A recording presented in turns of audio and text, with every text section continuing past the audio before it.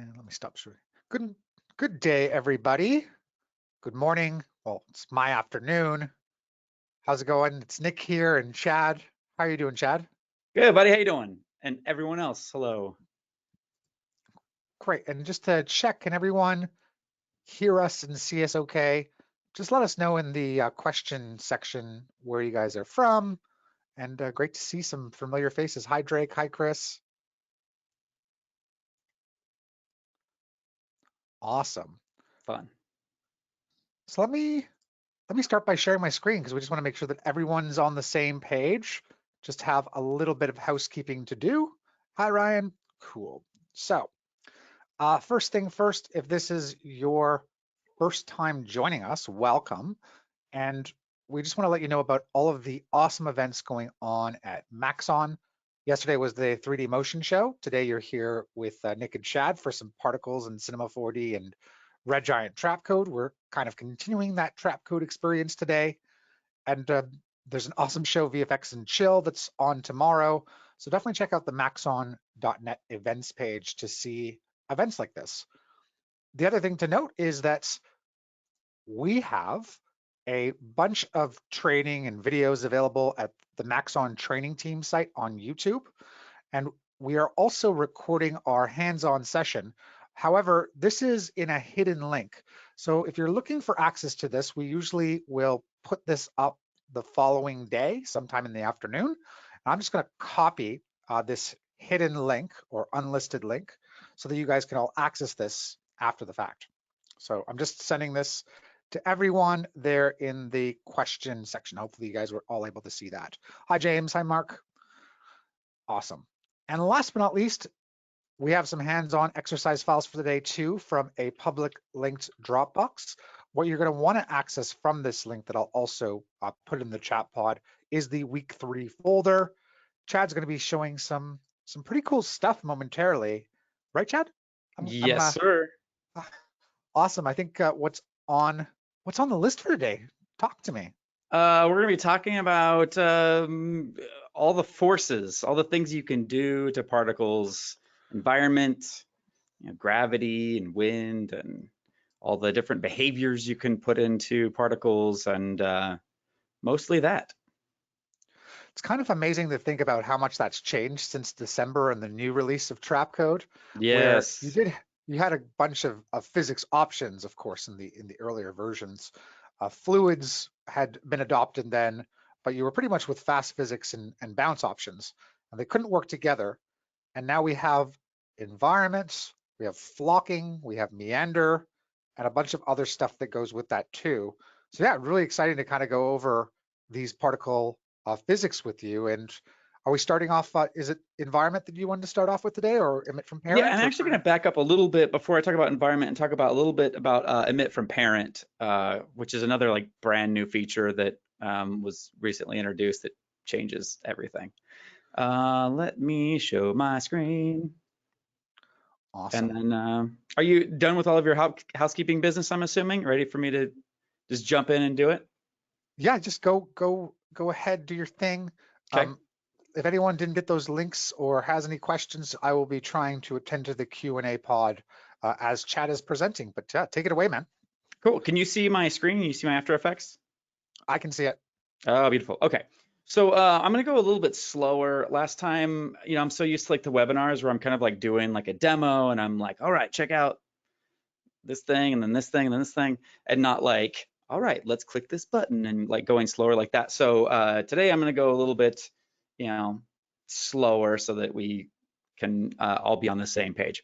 So if you've downloaded the exercise files, I'm going to be working in the Chad folder because I'm Chad, and then you could find the compositions in the comps folder, and they're numbered in the order that we are going to go in. We're not going to necessarily cover everything, but we're definitely going to go in that order. So I'm starting with the Chad folder comps, and then this O1A emit from parent basics. And I'm just going to cover this. We've mentioned emitting from parent just here and there, kind of in passing. But for me and my brain, this was kind of a tough concept to get. And if you've been using Particular for a while, this used to be called aux particles. So if you load up a new version of Particular and you look in here, you are noticeably missing an aux particles section. And that's been replaced by emit from parent, which is much more powerful. And honestly, I'm still trying to wrap my head around all the things that you can do with this. So hopefully this starts kind of giving you some ideas, because there's so much power here that just really changes the whole landscape of what particular can do. So what I'm going to do is, I have this background. I'm just going to go ahead and turn it off because it has displacement and it takes a lot of time to render. So if you don't have the exercise files downloaded but you're following along, you can just apply particular and follow along with me, and it's fine. So it's just the default settings. And again, with particular, you have an emitter that's like shooting out towards the camera at you. So that's what's going on here. So just like in the old system, the old aux particles feature, is that what it does is that it takes every single one of these particles and turns it into its own emitter. So you have the point emitter that's shooting out the particles, and then with aux particles and now emit from parent, every single one of those particles becomes an emitter that emits particles. So it gets really crazy really fast. And again, initially, it's kind of like, well, what good does that do? But it's very powerful. So the first thing I need to do is I need to create another system. So I'm going to go into Show Systems, and I'm going to click on Add a System. Then I'm going to itch my eye briefly while the designer loads. And then what I'm going to do is, well, I'm just going to go ahead and click Apply, because I'm using this like high DPI monitor on Windows, and high DPI stuff on Windows is kind of not great. So it's super tiny and kind of hard to explain. So I'm just going to have the added system and click Apply. So now we have two systems. And I'm going to make sure that I click on System 2. So I'm adjusting System 2. And I'm going to go to, let's go ahead and close this up and go to the emitter. And I want to be careful here, because sometimes it takes a while to like register the different systems. But if you click on System 2, it'll say S2 next to all the properties, so that you know you're adjusting the values of System 2. So in the emitter section, first thing I want to do is I'm just going to take these particles per second down really low. Well, let's just take it to 50. I think that was what I had. Yeah. Actually, no. I'm going to go back to my primary system and take those particles per second down to 50. So there's just like less emitters. Because when you start doing this, like every single one of those points becomes an emitter, and you just have like massive amount of particles really quickly. And so if you accidentally click a wrong button, it could be like all of a sudden you have billions of particles and After Effects hangs and stuff like that. So you kind of have to be careful about that. So I'm going to take these particles per second down to 10. Now I'm going to change the emitter type from point, which is basically just creating like another emitter here. I want to change this to emit from parent system. And now every single one of those initial particles becomes an emitter. And because our particles are exactly the same, it's kind of a mess here. But what I'm going to do here is I'm going to take the velocity down to, see if I preview this, you can see like the anarchy that we have. Every single one of these points is like an emitter. And the longer you go, the more particles are born on screen, and it's just kind of messy. So I'm going to take the velocity of this second system down to 0. And that becomes much more clear of what's happening. So these points, if I turn off the system here, you don't follow along, but this is the original points. And then we turn on the new system that's emitted from the parent. And because there's no velocity, it kind of creates these awesome trails there, which is really cool. Now, I don't necessarily want these trails on every single particle, so I could take down emit probability to like, I don't know, 30% or so. And then I only have these trails on 30% of those particles.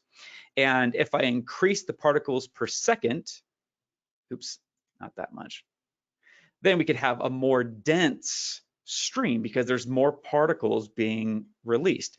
If I want these streams to be dense but shorter, then I could decrease the lifespan so that there are not as many particles. They fade away more quickly. If I want to taper these streaks, I actually want to change the size over life, because I want the particles to get smaller over time. So then I can go into the particle section of S2 and go into size over life. and I can use one of these handy presets. So it goes big to small over life. And now we have these tapered lines here. And I'm just going to take this back up to emit probability to 100%. And, you know, we start to create this really interesting look. You know, we have these like toon-ish streaks, and they're a little bit soft on the edges because the default particle is a mildly feathered sphere. So if I take sphere feather in the particle section of S2 down to 0, then we lose a little bit of that feathering. We start to have these kind of like ink splotches. So some really interesting things you can do with emit from parent. This look is much more difficult to achieve and pretty much impossible to control without using multiple systems and emit from parent. And again, this is just scratching the surface. This is only one system using emit from parent. I'm going to go over one other very quick example. I love the way that looks. It's just like, I don't know, it's like hypnotic or meditative or something. It's just like, feels really awesome. It's like Sin City, but like Sin City created like a Headspace app. So I'm going to open up the emit from end of life. That's O2A, emit from end of life start composition. And what we have here is something I've already kind of set up for you. I have this water shooting out of this fire hydrant, kind of a cartoony way. And I've made it so that the lifespan of the particles ends about when the water gets to the ground. See how it's just kind of like they're just dying instantly there. And I want to create a cool splash like this at the end. Like that. See, I'm just kind of like landing and then like splashing. So I want to create that. And typically that kind of thing has been really difficult to do. And even with the old aux particles, that kind of thing was difficult to do. But now what I can do is, again, in this emit from end of life start composition, I'll select particular and open up my show systems. And I'll go ahead and add a system. And I'll go ahead and click apply and come back to the After Effects UI to fiddle with that. And so I have some forces. I have some gravity acting on this, as we'll look at in just a moment. But essentially, we have just like a default emitter, default particles, just kind of like shooting out, pouring down. It's not in the right spot, and there's a lot we need to do to fix this to make it look like splashing, or so it would seem. It's actually a pretty easy fix. I just need to go to System 2, and in the emitter type, I need to change it to emit from parent system. And that has it go crazy because all these little particles are, you know, the water is now emitting all of these white particles. This is crazy. But what I want to change is the emitter from parent behavior, which is really amazing because by default it's set to continuous, which was the old aux system behavior. But we have all of these other choices as well, which are really exciting. So I'm going to choose at parent end of life, which is kind of dark and morose sounding, but nevertheless, it allows us to create some really beautiful art. So we're going with it. Hakuna Matata. And so basically now, these particles emit at the end of the parent life, and the parent is the blue water particles. So as the blue water particles die, they start to emit other particles. Now again here, this is way too much. So I'm going to take the emit probability down to like 30% again, and maybe particles per second we have just like 10 or something, or maybe 5. Let's do a little bit less. And now we're starting to have something that looks like splashes. That's still too many. Let's do emit probability like 10. And then just to make this look cooler, we can go to the particle section, and I'm going to maybe make these bigger a little bit. Take down sphere feather so we match the cartooniness of the other ones, and maybe let's increase size random all the way to 100%. So we have all kinds of random splashes. Now I need to take size back down a little bit.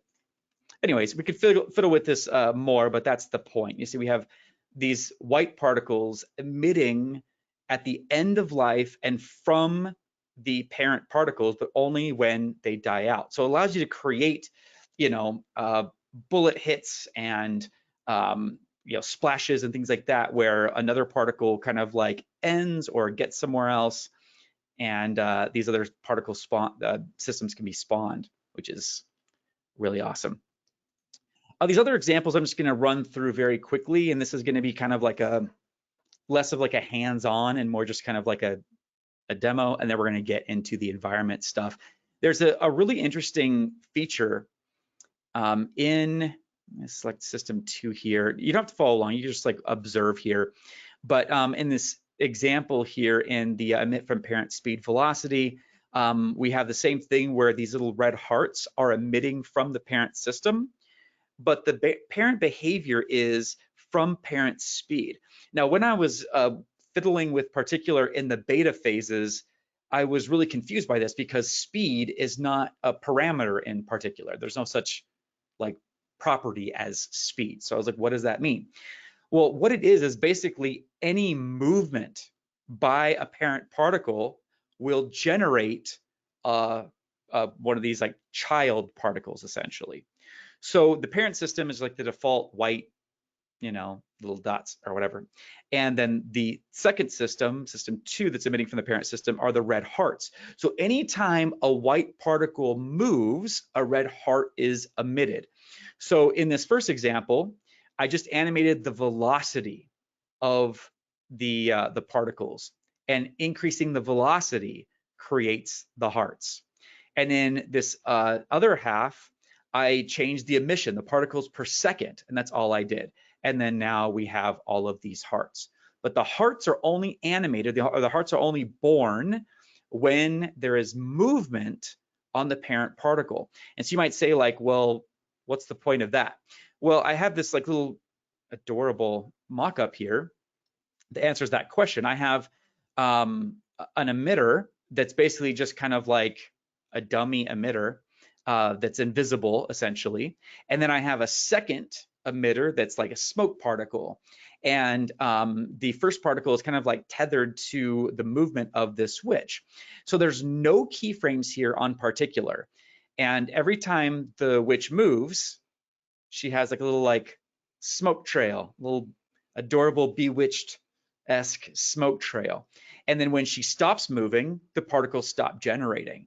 And it's procedural, it's dynamic. I don't have to like keyframe anything. I could change it on the fly. And then anytime she moves, then she generates smoke, and I don't have to, again, go back to keyframing or whatever. So it's a pretty powerful feature, this emit from parent speed business. Now, let's talk about, let's go to 05. Now there's two 05s. Let's start with fast physics. This is really, it should be 05A. I didn't name it properly, but what we're going to talk about is something called fast physics. Because as Nick mentioned, in the latest release of Particular, it was a huge upgrade, a really colossal upgrade. They added this whole emit from parent stuff with all of the emit from end of parent life and that whole business. And then they also added, among other things, this new environment system and a new whole set of physics. And throughout this month, we've been talking about how particle systems are essentially an emitter and then particles. But there's kind of like a third thing that's really important, and that's the behavior of the particles, the physics involved, and how the particles move, their mass, and all of that. And we have more power over that than we have before. And what I have here in this composition, you could follow along or just kind of watch if you would prefer. This is kind of more like a demonstration. And I want to show you the difference because it's definitely confusing initially. So I have two separate layers here so we can see what's going on. This layer right here, fast physics drift. If you go here, you can see, if you select that layer, you can see Particular, and this section is open here. There's a fast physics section. And all of the physics and behaviors that used to exist in particular have now been kind of like not made obsolete. They're definitely not obsolete, but they're now here in the fast physics section. Because previously what we had the ability to do is to add these, physics tweaks, to add behaviors, but they were like not full simulations. They were kind of like hacked together so that they would render really quickly. So if I increased drift X to, let's say, 200, this is essentially like wind. It's what they used to call wind, but they've changed wind. And so now this is called drift X. And I want you to see what's happening here. It's almost like position. It's just basically just taking the whole thing, the whole particle system, and just moving it. So there's not really anything intelligent happening. It's almost just kind of like an entire particle offset. The same thing you would get in like the global controls with, world transform. It's just moving the whole system. And that's all that you had before to work with. But this new system, if I go over to environment wind, we can see something different here. I'll go into environment, and now in the environment section, there's wind. And if I take this to 200 as well, in the wind X, we see what initially looks like something quite similar, but it's not. If I preview these, you can see that while the drift here at the bottom, the old system, is just kind of moving it along at the same rate of speed, all the particles moving at the same rate of speed, we have variation in the rates of speed among these different squares. It's like you could see like parallax between these different squares. And the systems are exactly the same. I just copied and pasted. They're the exact same things. But with wind, it's like we have a more intelligent simulation than what we had before with just drift. And this wind, the reason why it's different and more like mature and sophisticated is because it respects something called particle physics. So I'm going to close up the environment section, and I'm going to open up the particle section. And this is really key and like a potentially confusing thing, is that the environment stuff and all of the physics simulations, they work in harmony with this new section in the particle section called particle physics. So in the particle physics section, we can do stuff like give our particles mass and control their mass. So it's like a particle attribute, you could think of it in that way. And so we define the mass of the particle in the particle section, and then we adjust the environment, which respects those behaviors from the particle section. So for example, this size affects mass parameter, again, in the particle section, particle physics, size affects mass.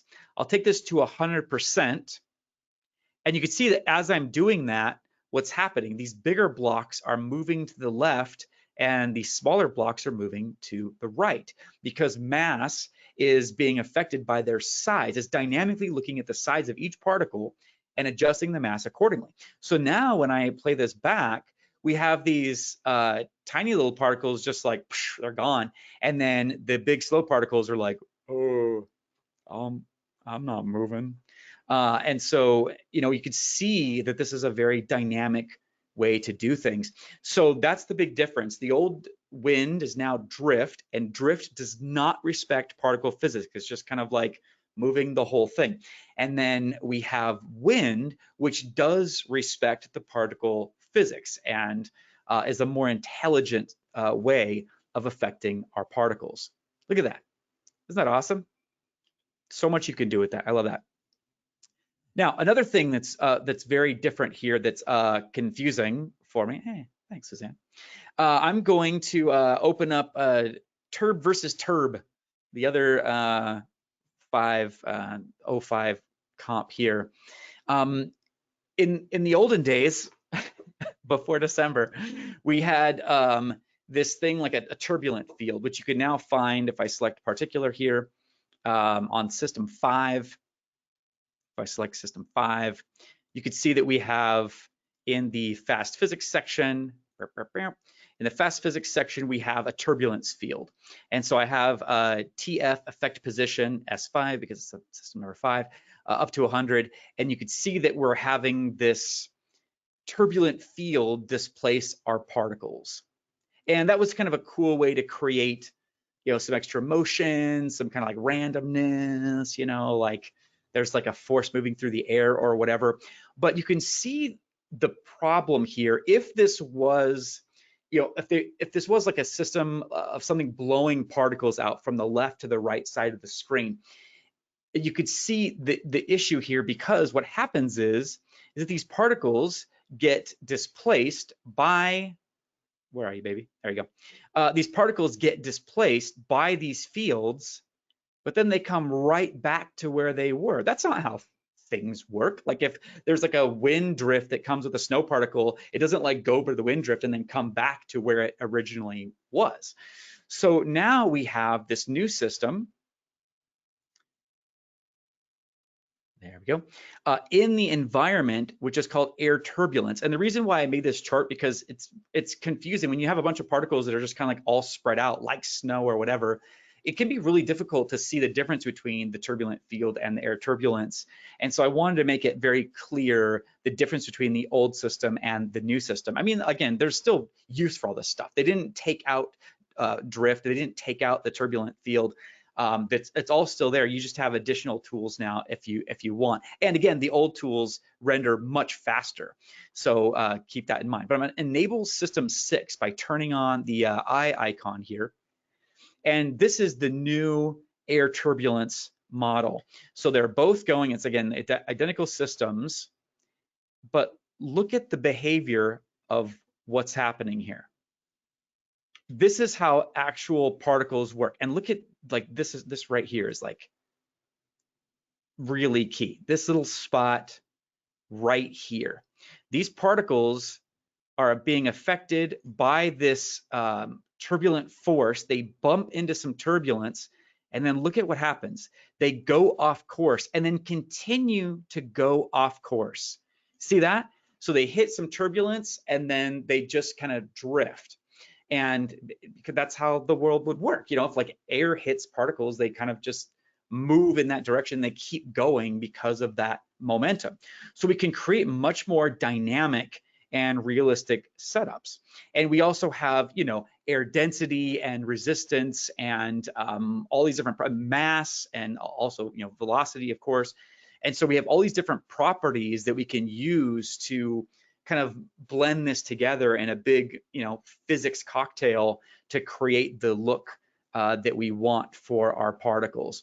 So yeah, look at those air turbulence. That's not even respecting like the line here, the teaching line. They're like, I don't care about your presentation. We're going over into the other section. So anyways, that's pretty fun. Let me see here. Nick, I'm going to intentionally go over a little bit, and then I won't go as much next time. So no problem, Chad. Take your time. No rush. I love the way that you're explaining this stuff too. Like just taking a look at the fast physics turbulence, like the fractal field and how it worked compared to like the new physics and the new turbulence. I think it's a great like explanation, seeing these side by side.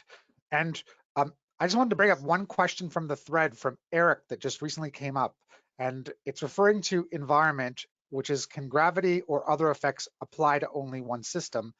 And I find this part to be really fascinating in the way that particular works and thinks. So by default, if you're working in the designer, say Chad, and you've added wind in the direction of X for your first point-based particle system, if you let's take that system and then just there in that block, we can add some wind in the X or Y direction. Okay. Let's see. This particle system actually isn't on. This is probably not a good example because I'm only using the 5th and 6th particle system. Oh, gotcha. Sorry. Should I start from scratch? No. I'll explain it, and we can get into this a bit later so that you don't lose your steam. But I'll give Eric at least an initial presentation. So look, we have a point-based emitter, or just an emitter that's moving, and wind is affecting it in the X direction.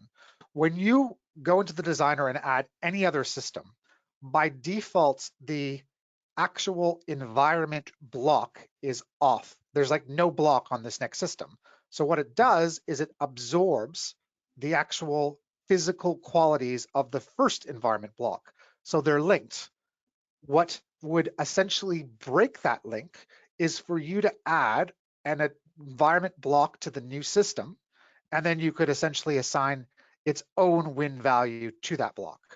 So this is blocks kind of, if I were to draw a parallel with node-based thinking or how nodes work, blocks work in a similar function. When a secondary system doesn't have a block, it absorbs the properties of the first block above it. But if it does have a block, it will allow you to work with that block in most cases independently from the first. So like right here, system 2 has an environment block. I mean, it's off right now, but it has its own ability to have an environment. But on system 3, it's deleted.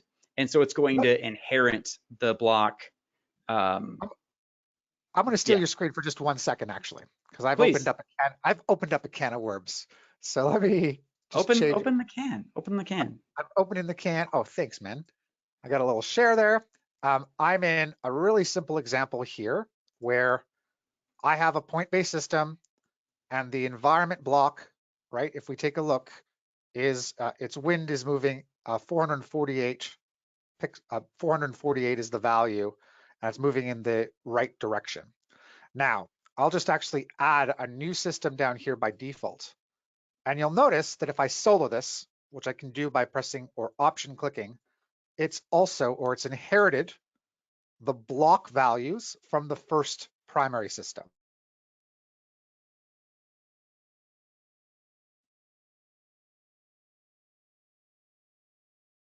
Did you disappear, Nick? Uh-oh. Nick, did we lose you? Lost him. Okay, it's gone. Okay, so I'm gonna make myself the presenter. We're just like flying solo, everybody. Here we go. Can you see my After Effects, everyone? Okay, good. Thank you. Drake had a really great question. I'm gonna go back to this about the speed witch, and the question was basically, why not? I'm just gonna read your words here. Instead of making the smoke particle a child of a null parent linked to the witch, why not just make the parent emitter emit the cloud smoke? And the reason why is a couple fold. Number one is that this behavior of emitting from speed is not something that exists in the parent system. So if I want to have the movement control the emission, then I'm going to have to use a child particle. So that's one reason. The other thing is just to show you that this can be done. So if you have multiple systems and you're having like a really big explosion or something else going on that's like a really big system, you might have particles that you only want to emit when some other particles do a thing. And so just having this behavior is really helpful. I mean, there's a million different ways you can do, most anything, but in this way you have it set up in a dynamic way, because then the particles can emit based on the speed of other particles. And if the parent system, you want the parent system to do that, there isn't really a system set up like that, and it doesn't give you the power to emit from like child particles extra thingies. So this function of emitting from parent speed allows you to add a bunch of complexity. If you had something, there's maybe like a bunch of like sparks or whatever, and then maybe when something happens to the sparks, extra smoke comes off or extra big particles come off or whatever. And a lot of that stuff you can just set up to be procedurally, and you don't have to, set keyframes and worry about it. And if you're being art directed and you have to like make changes or whatever you have to do, it's just dynamic. You don't have to like go back into keyframes and fiddle with it. You can just kind of move the parent particles, and then the children will adjust automatically. So anyways, hopefully that makes that cooler. Okay, well, since we're Nicholas for the time being, I want to show you another cool little mini project that we can do with this new system here. And I'll show you a little bit more about like the physics and whatnot. So I have this snow that's falling, and it's just, you know, we covered this week 1, how to make some just basic snow. And, you know, I think with the cloudlets and the depth and like all that stuff, I think this looks pretty good. So you might look at this and be like, it's fine. And maybe it is. But, you know, with this new system, we could add just like a little bit more life to it by fiddling with a few settings. So if you go in the 06A, gravity and particle mass, I'm actually just gonna close all these other comps that are getting in my way. So I'm gonna select a particular layer, and you can see that we have this snowfall, and I'm gonna go into the environment, and I could actually increase the gravity. And well, maybe not that much, maybe like 80. And so now we have gravity pulling these particles down. Okay, that's fine. And then I might want to also add a wee bit of wind X, maybe 20 or 30 or so. And so now we have these particles kind of being blown a little bit again. And again, it respects the parallax of the 3D-ness. So we have this kind of like slightly offset behavior, which is really cool. And we could exaggerate that again by going to the particle section and going to particle physics, and then increasing size effects mass. Now these particles don't have too much mass, you know, we don't have snowflakes for crying out loud, but still just giving a little bit of mass and saying that size effects mass will give us some randomness and also make it intelligent randomness.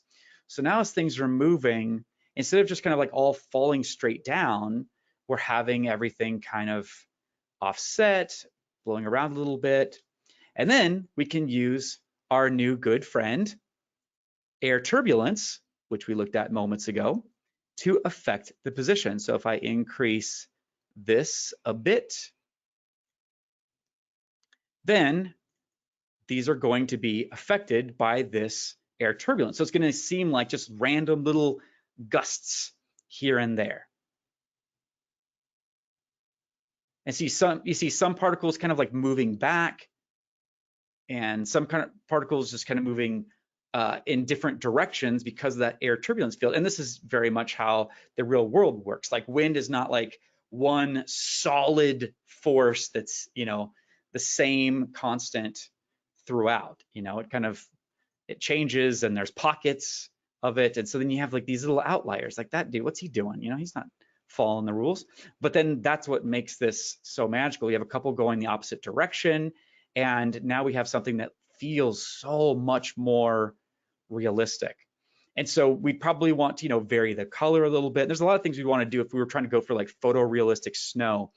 But these types of behaviors where you can, you know, fiddle with gravity and wind and realistic actual air turbulence, it takes, you know, a smidge longer to render in some cases, but I mean, you could see here we have just much more organic snow, which is really cool. I love that. Let's see here. One thing that's kind of quirky that I'll mention, since we don't have Nick with us, a couple things that are really interesting. You know, we have air density, and Chad, I'm back, by the way. Sorry. Oh, Nick, hey, welcome. Yeah, I didn't know if you got my message that there decided to be a power outage in the middle of my presentation, which I'm sure everyone saw. But that's the reason why I took off the way I did. So sorry about that. No, it happens. It's all good. I'm good. It's glad to be back. And yeah. I'm glad to be back. And TJ actually had a question when you were talking about some of the environment properties there. And he was curious if the numbers have some form of units associated with them, like pixels per second when it comes to gravity, or something specific with air density, etc. You know what? That's a really good question. And I consulted the help about that very thing. and I couldn't find any specific answers for the properties that I was looking at. So unfortunately, no, TJ. That's a really, really great question, though. But yeah, there's just kind of like a slider, and a lot of these things are fairly complicated. So, for example, like air density is related to the air resistance in the particle physics area. So like this air resistance is kind of like the baseline of the thickness of the air, and then air density is almost like a multiplier kind of, so they work together. So it would be really hard to come up with like a real world value, I guess, that could kind of make that happen. So we have that. That's a great question though. Air density is an interesting one because, like I was saying, I looked this up in the user guide too that says this, that like air density should be the thickness of the air, right? That how dense the air is. And the user guide even says that as you increase this, the air gets more dense and it makes it harder for the particles to fly through. But from my experiments, as I increase this, okay, well, now it's going to make a liar out of me. Thanks, air density, jerk. Okay, so never mind. In the other experiments I was doing, as I increased air density, it was like the opposite effect. Like things were like spreading out more, and it was very confusing to me. In every other example except for this one, stupid jerk. Anyways, I'm just going to go ahead and hand it over to you, Nick, officially.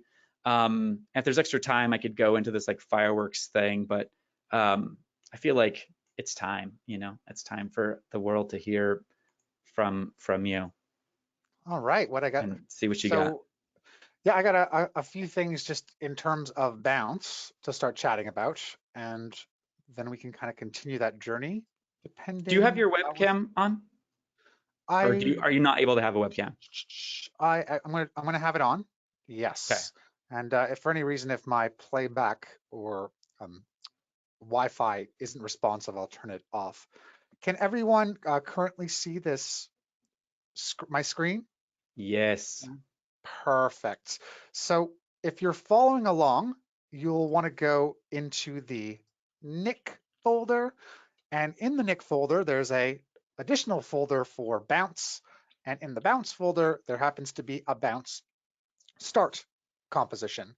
All it has is a Trapcode particular layer referencing an actual lovely preset inside the designer that consists of, if we take a look in the effect controls, 4 systems, and 2 of those systems are actually using some fast physics, which I think, Chad, you talked about very briefly, but there's a way of doing a spherical field to affect your particles. And if I just solo 2 of these systems, system 3 and system 2, just for you to see, you'll see that these particles kind of wrap around the outsides of the sphere, which is roughly the same size as the original shape, and then they're drifting in one direction or the other.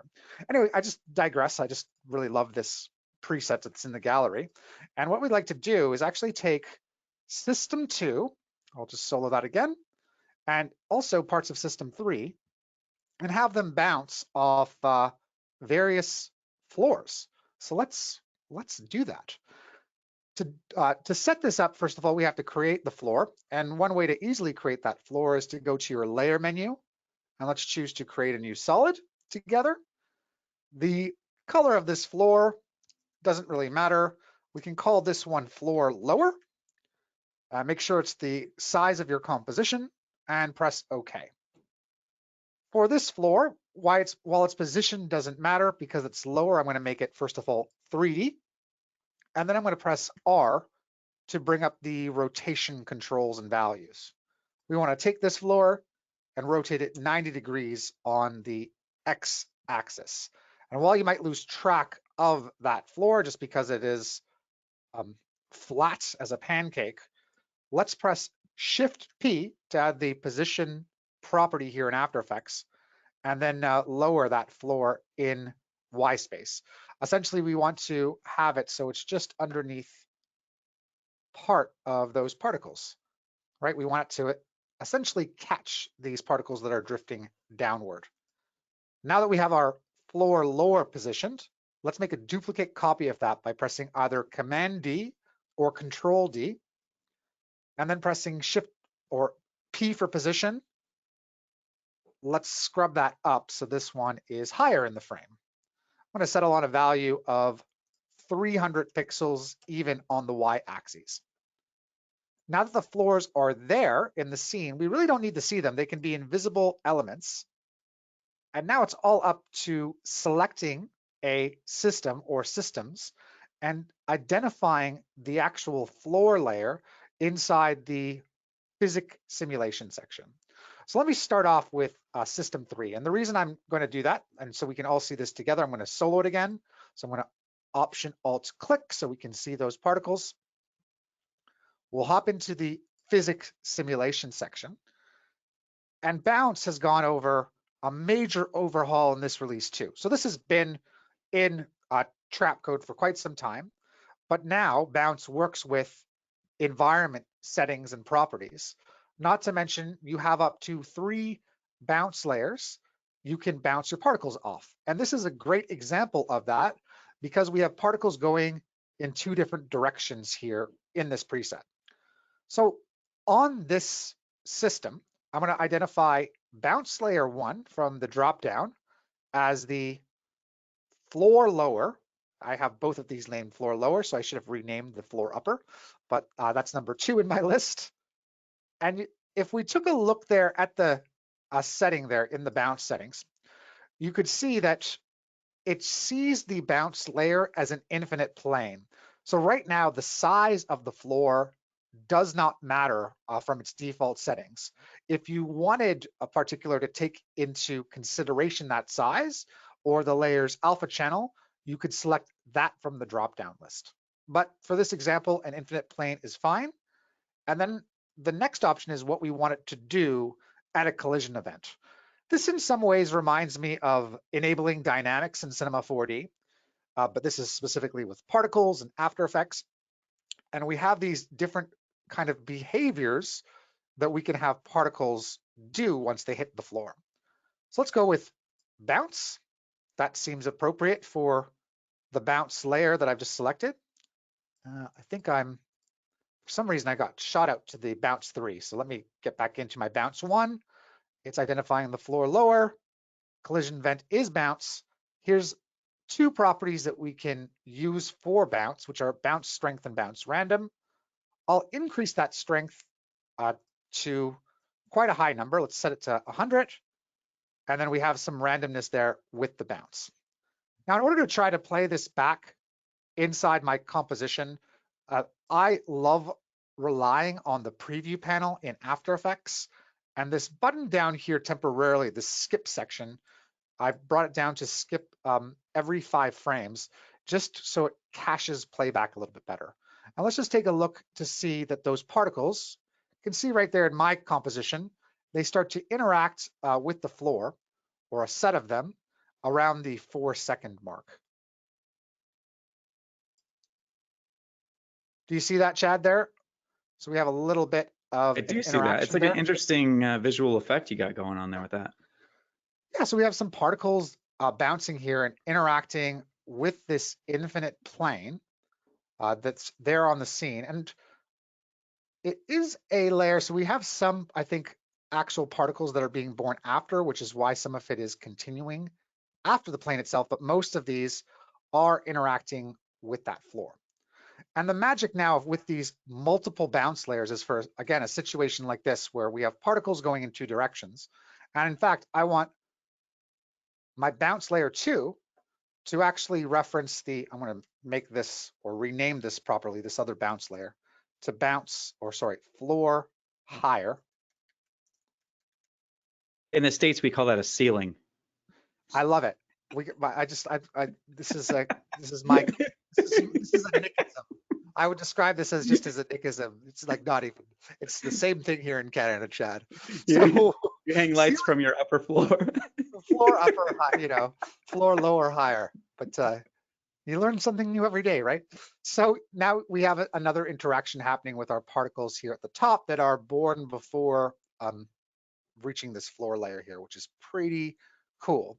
And we can even attribute a different bounce mode, collision event to those particles up here. So that could be, let's set this to have these particles slide. When we set our collision event to be slide, the slide friction property now lights up, while the other two properties here specifically related towards bounce are grayed out. And we can set a friction property to have the slide either at a greater or lower rate when it hits the top of the floor here.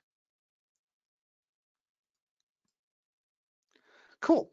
So that's those two collision events. And keep in mind, this is just on this one system that I soloed. In fact, if I unsolo this and then we soloed system 2, which has spherical particles traveling up and down, you could head into that exact same section in physics simulation, enable bounce, and then choose the appropriate floor layers. Okay, cool. So let's go into another example of bounce, because it can be used for all types of things. I think you did a good job when you were showing the fire hydrant example too, Chad, where you could use bounce in that example as well, to have actual particles bounce off the floor, and even use emit from parent relationships in that sense too. Yeah, because I think isn't bounce one of the parent behaviors? Like for the emit Yes, from parent behaviors, basically when those particles bounce, like those particles will bounce at when your main system bounces, the particles will be born after that when they die. Yeah. Or when they die, particles will be born. So it's a pretty cool feature to have in emit from parent. I think it opens up a world of possibilities that the aux system didn't. Yeah, for sure. Another example that I wanted to give here is I've seen a use of this in a few different ways, where you have a logo that flies in just in a basic Z and maybe some rotation, and then a series of particles might be stuck to this logo, and then they essentially bounce or stick to a floor within your scene.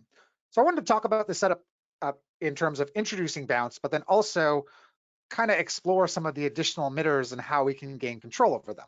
So let's do that with the logo start composition, also in the bounce folder. And inside here, we can actually solo this particular layer inside our comp temporarily. Let's go to the emitter section, where under emitter type, we'll want to choose layer. Now, when we choose layer, the one caveat is that the layer that you choose has to be 3D, or you'll get an annoying warning. Well, not that annoying, because it's telling you that you can't use the layer. So if you look at this original composition, which is the logo, it is 3D, or it's checked 3D, which is great. That would then allow us to go in the emitter section to the layer emitter, and then identify that original layer. Now, by default, we'll see a couple things going on here. One is, for the reason that particles are currently being affected or have velocity properties by default, they are being projected outward. So like we've done in other examples today and last week, let's go to those velocity properties and just zero them out, and then deal with one other or two other things. Now, when it comes to layers, I don't know if you find this too, Chad, but you really have to increase the particle per second count in many cases to gain control of it. So I'll try that. Let's increase this to 2,500, which is a healthy number. And you can already see that it's starting to make out that logo. But then as I sort of play back, can you sort of see what's happening here? These particles, currently how they're being born is based on the particle birth time. And we can change this layer sampling behavior to actually be the current frame that we're on. And what this does is now we have a much different emission taking place, and it's almost like those particles are now stuck to that layer. Now, temporarily, we don't need this many particles for the final example, but I'm going to set this to be something even more, like 12,000. And there's one other thing that we should know about, and that is the fact is that the emitter, or sorry, if we look at the layer itself, there happens to be a bit, if I'm correct, some Z space added to these layers. In fact, let me hop into the designer just to try to show this. I don't know if it's reading it properly, but I'm just using my C key to zoom out. And by the way, you don't have to follow along here. I just want to move around this logo from the side. Do you see what's happening there, Chad, as I kind of rotate around the logo? Yeah, you got some depth. Got some depth to this logo. And in the case that this is flat, really don't need that depth. So we can do a few things in order to switch that. I believe, isn't there, for some reason I thought that there was a Z value here, but maybe it's just taking down. It's, yeah, emitter size Z, I think. Yeah, so we want to take the emitter size Z down or close to 1, and now we'll have that flat object. Sorry, for some reason I thought that they were an X, Y, Z property, and there I go apologizing as a Canadian, just in case it's real. But here we have the emitter size down to 1. So now that that's taken care of, these particles are stuck to the flat surface of that logo and resembling the logo that I had in the first place a lot better than before. Really cool. So now that we have this control, at some point we could go through these particles that are being born across the surface and then potentially decide to add some physics values to it. Now, one thing about the environment section, I don't know if you covered this, Chad, but gravity doesn't have a keyframeable property. So in the case that I wanted my particles to drift downward, the best thing to use in this example would be to keyframe the wind Y value in order to achieve that. I So did let's not say cover around, that. Good job. awesome. So if I went to the, let's go to the 1 second and 10 frame mark here. And I'm going to just keyframe that wind Y value. And around 2 seconds, let's have these particles start falling downward. And we could introduce this earlier or get the timing of this even better throughout our composition, but I'll just solo this so you can see that they are dropping a little bit from this wind value. In fact, I'll increase that even further. So we could hopefully see that they are falling a lot faster than originally intended. In fact, I had to crack that up to something like, there we go, that's way too fast. So let me back up, set this value to something pretty aggressive like 700. And then over time, these particles then start to drop. Again, we don't need this many particles. This is just a starting place. And then, like with our environment now all set up, we could head into the the physics simulation section, head to bounce, enable bounce, and then there's already a floor inside your scene. So if we identified that floor, now you can see these particles are in fact interacting with it. I'm just going to choose a different mode that we haven't looked at, which is stick. And our particles are now sticking to that invisible floor there in the scene. Now, obviously, you might want to have these particles actually behind the logo. And due to some, I think, order of operations, I don't know if this is on my system, but I actually had to duplicate the logo, the original logo, and place one of them on top of the existing particle system in order to achieve that type of look or having these particles. So pretty cool, just having some particles fall from a layer or a logo, similar to what we can do with text as well inside of particular. Sweet. The only thing I wanted to cover on top of that in terms of bounce, Chad, I had this example that when we presented some of the new features about particular back in December, I have this example here with a proxy included in the exercise files that everyone can take a look at. It has basically a set of particles that are following a light, and using a cosine expression, that light moves back and forth And eventually, way back in space, there's like this layer, and essentially the particles collide with that layer or bounce off that layer, and then a series of particles are born from it using that emit from parent behavior. So you could dissect this. It uses Trapcode Lux 2 for some of those bright spots, but feel free to take a look at another example of using bounce. And that was it for that section, Chad. It's So awesome, buddy. I know you had something brief to cover in terms of Meander. Mm-hmm. Let me pass that back over to you, man. Let's see. I think I can I steal it from you? Oh, there we go. Oh, you already did. You're too fast. Um, can you see my After Effects? I can. Okay. Also a cool thing about the bounce thing, if I'm not mistaken. Oh wait, let me turn on my my webcam. Does that work? So one of the cool things about the bounce thing is that it's dynamic, right? If I'm not mistaken, Nick, like you can, like if you go back to those 3D layers and you just like adjust the 3D layers, then like particular will adjust accordingly, right?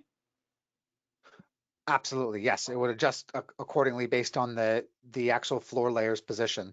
So in fact, if I moved it up, it's going to bounce now off that new place or new position coordinate. That's so cool. I love stuff like Yeah, that, and like the witch thing where like you don't have to necessarily, you know, keyframe everything and keep track of like a million controls. You can just kind of like set it up in a more realistic way. I don't know, that stuff just kind of like really helps me. I hate when there's changes and you have to go back and like just rebuild everything. Um, Anyways, I just wanted to walk through really quickly this fireworks example. There are 4 compositions here, 7A through D.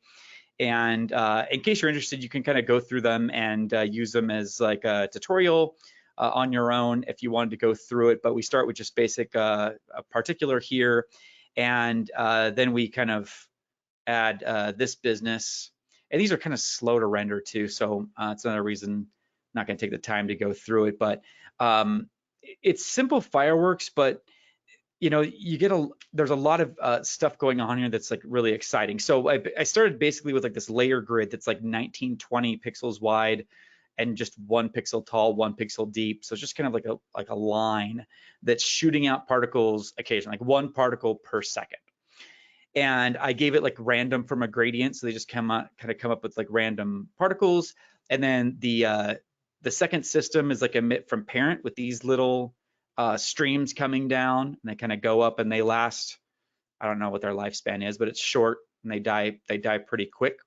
And then the next composition, 7C, I added a sprite, which we talked about last week, so that when the particles are born, I use one of the sprites from the library. Hey, wait a minute. Where's it at? There we go. Yeah, so I use the sprite from the library, like the little like fire explosion thing, so that, you know, that happens. And then I also used emit from parent death to create these type of explosions here. It's like fireworky explosions in the next comp, but there's no physics applied.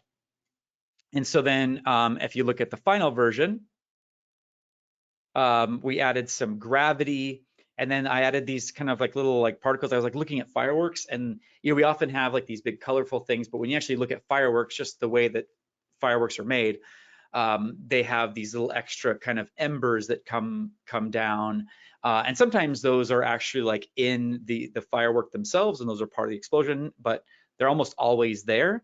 And so I added like these little kind of like gold flakes, and I used some like air turbulence to make them kind of like woo woo woo woo. They fall like that. They sound like that when they fall. Woo woo woo. Anyways, and so the final has like the final version where there's like again gravity and some air turbulence. So you can see that like it's not coming down in a straight path. And again, little like ember thingies are kind of like going off and doing their own thing, and they don't last very long. There's a lot going on here, so it renders really slowly, but you can see woo, the motion is very organic, and it's pretty cool. So if you're interested in kind of like digging into like a bigger example of emit from parent and physics, those 4 comps are kind of cool.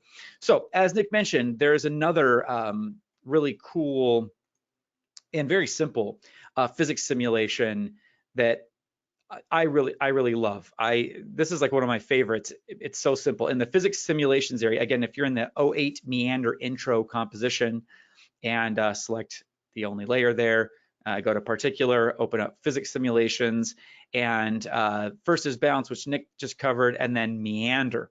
So I'm going to enable Meander. Now, before I do that, I'm just going to preview this composition, and you can see that I basically turned it into Trapcode form. I've made it so the life is longer than the composition, and it's pre-run, so these particles just exist. They're just there. And so if I then enable Meander, and that's all I've done here, just a standard composition, I enabled Meander, and that's it. And what happens is that Meander gives each particle kind of like a mind of its own. And so each particle is just kind of meandering. And so it creates this very organic crowd-like feel where each particle behaves independently. Sometimes like this, like little fellow right here, this one, maybe it's this one. It just like walked and then stopped for a while. And then after grabbing a quick cup of coffee, is like, okay, now I'm gonna go get a newspaper, whatever, I don't know.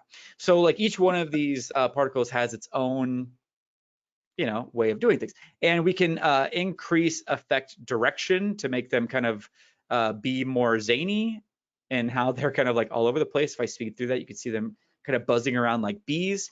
Or I could also affect the speed so they, get where they're going more quickly if I want to do that. So this one's just kind of like sprinting. And so there's a lot of variety here and some fun things to do. Again, it's great for adding randomness. This almost looks just like an aerial shot of like a mall or something like that. These shoppers just kind of like moving around, but it's also great for just other things that you want to act independently. And with all the air turbulence and all the cool things and other tricks that we have, nothing really feels like it gives each particle artificial intelligence. Everything else feels like it's kind of like being acted upon by a force, because it is. But Meander gives each particle almost like its own independent, autonomous behavior that feels very, very realistic. And one of the cool things about a lot of these, other than fluid, all of these simulations, bounce, meander, and flocking, as well as the environment, they can all work together. And that's a really potent thing. So if I go into environment, for example, and I affect the wind X and I increase that a bunch, then when I preview the meander, whoops, well, this is interesting. Sometimes, there we go. So now we have the meandering, and they're also being affected by the wind. So they're all moving this way. So if we want to make it look like a crowd is like moving to a certain direction, like there's like a sporting event starting, but they're also kind of doing their own thing, you could add these other forces as well. Now you notice the glitch a second ago where like it was doing some really crazy behavior and it wasn't working. I find that this happens a lot, and not a lot, but it happens fairly frequently when you're dealing with physics simulations. And if you're familiar with doing sims in like, some other app like a Cinema 4D or Houdini, or with X particles, for example, you kind of always have to go back to the beginning and start and render it again, because it's a simulation. You can't just like change a setting in the middle of the simulation and have it understand. It has to kind of calculate from the beginning. So if you're having little glitches like that, it's not you. Go back to the beginning in the comp and preview it again. Now, I'm going to leave wind X where it is, but I'm also going to show you this. I'm going to create a new solid. You just right click, new solid, and I'll call this, take a page from Nick's book, floor right. It's not a wall, it's a floor on the right. It is, I like it. We need a floor on the right, I love it. Nick, you're the best, man. Okay, so then I'm gonna move this over and have this be like a wall on this side. So you could see that we have some particles that aren't affected by the wall because they're on this side moving that way, and some particles that are, most particles are on the left of the wall. So now I can go to bounce, enable bounce, choose the floor right, And let's have it just kill the particles. Let's mercilessly slay those particles. So now as I preview this, these particles are being affected by the wind, they're being affected by Meander, and as they hit that wall, they are being killed, they're disappearing. So we can use the environment in conjunction with bounce, in conjunction with Meander, we can use it all together. And that is one of the most exciting things about all of this stuff. So we can have these particles bounce. I mean, there's just a lot of variation. I have this example here that's really cheesy. But yes, insects, moss fireflies. Yes, fantastic, Eric. And Nick is going to show you another feature that's going to make this even better for fireflies. But so like there's these cars here and they go. That's a dumb example. But I have this Meander and flocking soccer. So I have this team. Hey, what's up with I'm missing a soccer team. What happened to them? Well, this is supposed to be 2 teams. I'm not sure why this isn't showing up. But there's another thing called flocking that Nick is going to get into where particles can be attracted to a thing. I don't want to steal his thunder, but I just wanted to show you that you can have particles kind of meander and also flock at the same time. So these particles are kind of being attracted to the ball, but they're also kind of doing their own thing. In case you couldn't tell, I'll zoom in so you can see that these are very realistic soccer players. Shout out to Ted Lasso there. Okay, so that's all I want to show you with Meander. I think the coolest of all of the physics simulations is probably flocking. And let's see, Robert has a question really quickly. Is it possible to have Meander with some form of collision detection between particles so they don't overlap, collide? I don't think that that's possible right now. I find myself wanting that all the time. Yeah, I don't know that there's anything in any of the Trapcode particle stuff that has any kind of particle like size detection that would enable collisions or anything like that. That would be amazing though. That would be like a really cool feature. You should email somebody and request that because I was that's, thinking the exact same thing. Do a yeah, feature request. let's That's start a a good feature request. union. Yeah. Like pitch that Start to a everybody and collision find somebody to do it. detection in between particles. That's a great idea. Yeah, for sure. Okay, so I'm going to pass this back over to Nick and let him share with you what I think is the coolest of all of the physics simulations, this whole flocking deal, which is so flocking awesome. Somebody had to use that tire So trick. flocking awesome. Yeah, and so I just thought I'd just get it out of the way. Cool. So yeah, we're going to take a look at flocking. And to me, Chad, it's kind of like 4 things in one, like what's possible with it, or at least 2 things in one in this one type of particle simulation. So let's go over what we're going to try to create here for the first example. Essentially, what we have is a grid of bubbles that come together and are attracted to a target. And then what happens after, they're actually attracted to each other as well as repelled from each other. And then at some certain point where they see an object, these all become attracted to that object and start to swarm that object. And that's one thing that we can do with flocking. So let's do that. What you want to do is open up the flocking folder under Nick and find the flocking intro with grids composition if you're following along. The flocking intro with grids begin, that is. We can do some of this work in the designer. So if you select the flocking layer and click on the designer, let's head in there and start to look at this awesome physics simulation. First off, another thing that was added in December that you should know of under emitter type is the fact that grid has a few different options in the way that it works. Right now, this is a grid that has 30 particles in X and 30 particles in Y and has been rotated in space. And it's using a behavior type actually called traverse, although it's not showing here, but by changing these different methods, it basically changes how these particles are emitted. Traverse can actually have lines of particles basically be created one after the other in a grid-like fashion. So it could be used for cool things such as backgrounds, and so forth. So to change the way that these particles are reacting towards each other, I'm going to head over to the simulation block. And in the simulation block, we're going to enable flocking. By default, what happens in flocking is that by a value, these particles in closer proximity will become attracted to each other. Also, they will separate from each other and forms of alignment will be created. So if we look at this, at some point, these particles start to become attracted to towards each other. As they become attracted towards each other, they also are separating slightly from those proximities, as well as creating alignment. And we can, of course, bring down some of these values. The other thing is that all of these particles, by default, are attracted to a position in the middle of your composition. Right now, that's based on the 960 by 540 value. In fact, let's increase this so it's on the far right-hand corner of the screen. I'm going to set this to 1920. So that's the target position for these.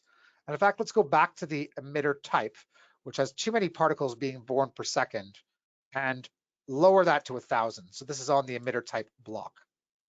Once I play this back, we can see those particles again attracting towards each other. And then you can start to see a little bit clearer some of the separation that's happening, as well as the alignment. One way to see what each of these individual properties do is to basically just simply take, separate and align and bring that down to 0. And now we just have the attraction towards each of these particles. They kind of group up and are together as one in a cool little pattern. To see this even clearer, I'm going to go back to the first frame of this comp.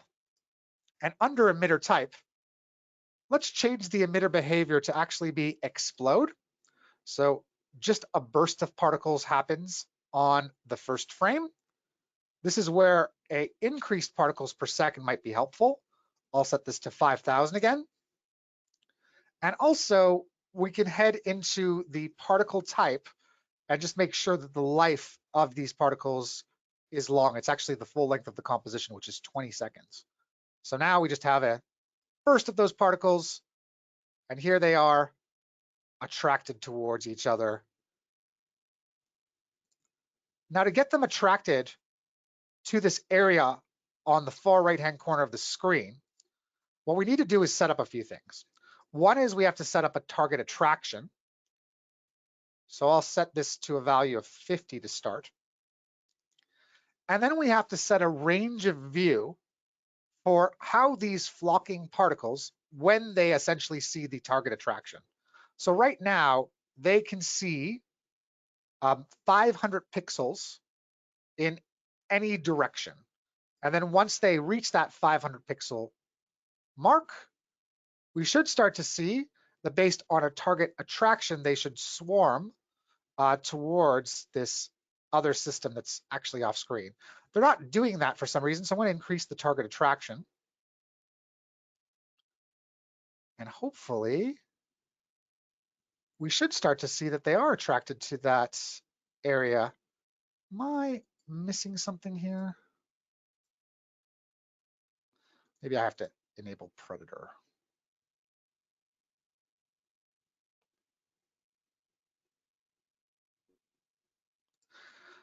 For some reason, my simulation seems to be missing something. So I'm going to go back to my final example here just to see what I forgot in a step. So if we take a look at this simulation, let me hop into the designer. And I take a look at the simulation block. Yeah, my predator prey behavior is set to none. I have a target position of 1920 by 540, 10 in terms of its attraction and alignment value, and then just the speed and the range of view was slightly higher. It was set to 900. And that's how these particles themselves start to attract towards each other, and then eventually at that 900 pixel amount, see the other target position. So that's probably it. I didn't have the target position high enough. So I'll go back to my original comp and set that up in the designer. Well, this just opens up like a world of possibility, in my opinion, Chad. So let me go again here to explode.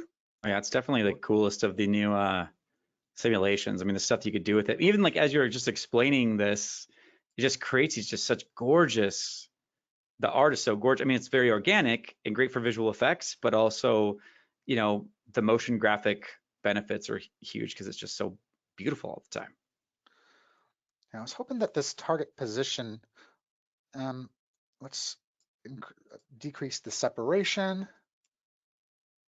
Yeah, essentially it should be attracted towards this point that's off screen, just here to the right, this target position that was set up. And oh, I didn't adjust my range of view, so that's probably it. So let's try that again and see that at the 900, yeah, there we go. It just has to be 900 to see this position off here in terms of the simulation. So by increasing the range of view, that's how we're going to get a second simulation here, which is kind of cool. You have this invisible target in your scene. And Chad, this also, in my opinion, is probably going to really benefit from you experimenting with keyframing this target position inside of After Effects. Because then what you'd have is essentially these particles can swarm to one area. You could play maybe even with hold keyframes and have the target position all of a sudden jump. And as long as the range of view was long enough, these particles would then all of a sudden start to flock towards that position, opening up like some cool simulations, I think, in After Effects by keyframing that value. So that's something I think is really cool to experiment with, along with playing with the field of view, its actual rotation direction, and the fall off value. So that's kind of like the first step to flocking. And now we're going to take a look at the second step, which is predator and prey simulations. So I just so happen to have another comp for that. We can go to the flocking predator and prey basics. And right now in this system, I have two grid systems that have no velocity to them whatsoever. So let's go inside of effect controls and go into the designer. And here's the primary and secondary grid systems. I'll head to the primary system. Let's go to the particle type and change all of these spheres. Actually, we won't do that just yet. We'll change it in a second just so that we have a faster simulation. I'm going to head to the environment block and just start to, on these particles in the primary system, drift in X by increasing the wind value.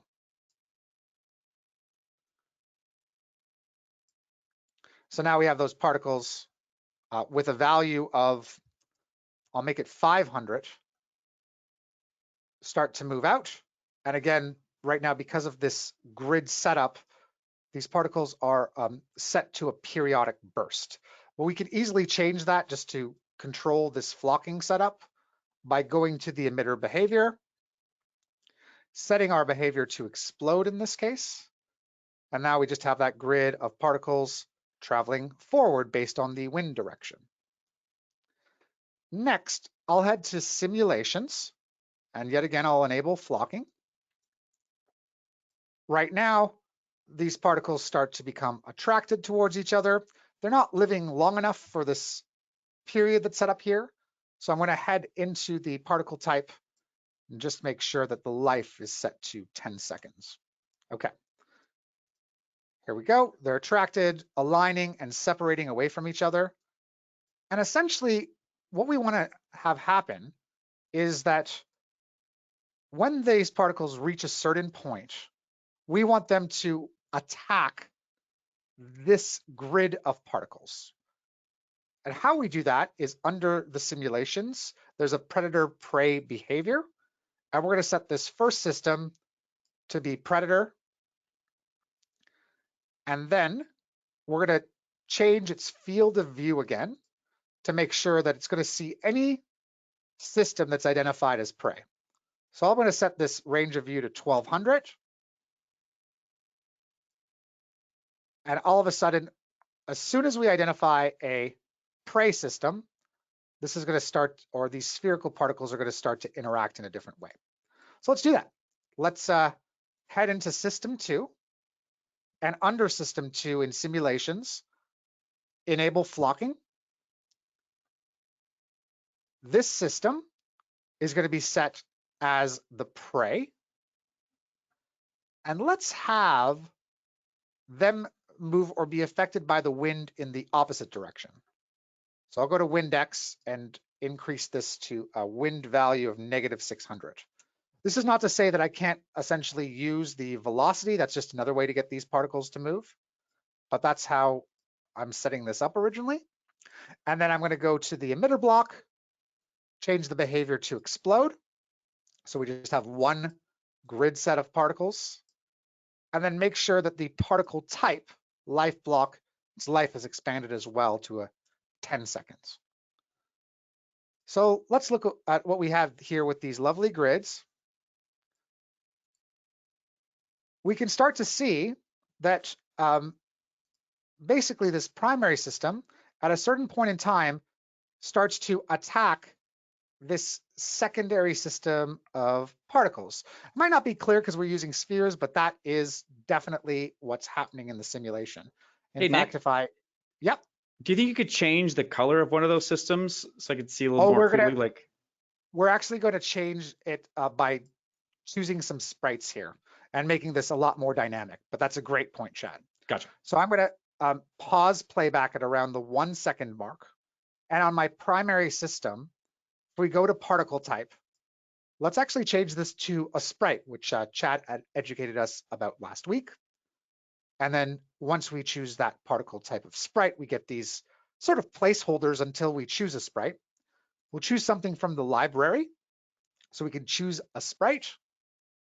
And I'll scroll down until we find, let's go for some organic matter. And we're going to go with these cells as the predator. They're way too small, as you'll see, but we can easily go into the size and rotation block. I'll set the size of all of these particles initially to 50, and then add 75% randomness. So we have just some differences between those particles, but now we can start to see how they're reacting, and in fact, how they even change directions when this secondary system came across. And on top of that, there's some other behaviors happening too between these two simulations. So this set of particles actually has kind of an attack value, and that attack value is pursue. It can go up to about 100, and in fact, if I make it 100, these particles are going to be very eager when they see this particle system to try to attack them as much as possible. And they stick to them or that system a lot more. In the second system, which we should also change in terms of its look, go to System 2. We'll go to Particle Type. Let's change the particle type block to Sprite. And under Sprite, let us go into our library by choosing a sprite and choose something from that organic matter section. Here we go. I like these blue ones. A little too small. Go to size rotation. Increase the size of these to a value of about 35. We can play with the size randomness as well. And if there's too many particles or you see that they're overlapping in an undesirable way, we could, of course, play around with the sizes and the amount by always going back to our particle type block, our emitter type block. I'll just change the particles per second to be something like 20. So there's a little bit less, maybe not that much less. There we go.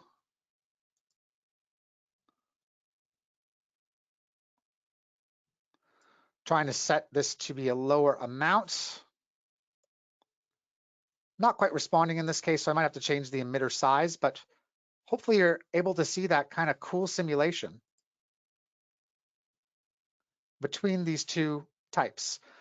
If I want to, just to actually change up the number because they're both on grids, I'll go to system 2, and under that emitter type, actually just change the shape of how these particles are spread out. And I just love how interactive this is. So in fact, let's have all of the secondary particles kind of be emitted from a sphere instead. You can see that because they're exploding from a sphere, there's just a different emission of how much are being emitted on the first frame. But if I start to play with that number and dragging it up, you can have a lot of control over how many prey particles you have and how many predator particles you have. So the one thing I do want to mention about this too, Chad, is that these particles aren't really, they're not interacting. They're not like interacting like with a bounce or a floor layer. It's a simulation that doesn't have these particles connect or bounce off each other. Make sense? So the whole Yeah, idea is that no particles are actually harmed in the predator-prey that's right. relationship. It's just, yeah. Yeah, so they're not, in essence, kind of like if they, in some cases, we can see there's some of this as an overlap. And I would suggest that to try to get some different values to play around with the random seeds that are available in each of the particle simulations to try to switch that up, play with the amount and the sizes to make sure that you get the simulation that you're looking for. But there is no interaction. And for interaction, that's where we would want to go to a system like fluids in order to accomplish that. And it's kind of like its own thing on an island.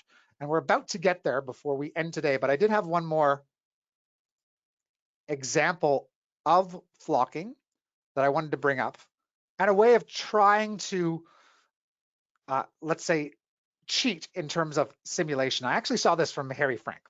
So if you want to follow along, open up the flocking text begin. I just have right now a text layer or text particle layer that's referencing two parts of some text. So let me show that there's a text flocking particle solid. On that solid, there's two parts to it. There's a primary system, which is referencing the fill of the actual text layer. Then there's a secondary system that is referencing the outline. So in the secondary system, if you look under the emitter type where you can see text and mask, and that it's also set to explode here with the particles, we should see that there's an option, which I think is so cool, where you can just emit your particles from the edges of a text/mask to create some really interesting and unique looks. So with these two systems set up, let's actually go into the designer. We're going to add a third system. The third system, we can just click the plus icon to add it. And let's, I'll play back so we can see that shooting array of particles there. I'm not sure where my other two systems went. Those are kind of important, Chad, so bear with me for a second. You're doing good. Yeah, I can't see the text for some reason. Where did you go, text layers? Let's try that again.